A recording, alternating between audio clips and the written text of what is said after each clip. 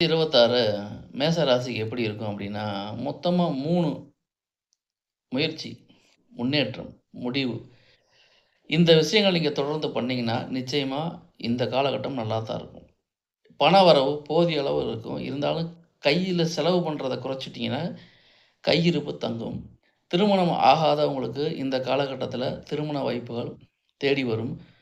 குடும்ப உறவுகள்ல அப்பப்ப சில பிணக்கங்கள் தோன்றினாலும், முடிவு நல்லதா தான் இருக்கும்.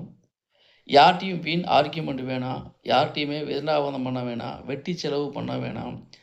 இந்த வருஷம் உங்களுக்கு வாழ்க்கையில மிகப்பெரிய முன்னேற்றத்த குடுக்கும். எந்த ஒரு செயல் செய்றதுக்கும் அவசரப்பட வேணாம். நிதானிச்சு ஒரு செயலை யோசிச்சு செஞ்சீங்கன்னா, வெற்றி உண்டு. திருமணம் ஆகாதவங்களுக்கு திருமணம் கைகூடும்.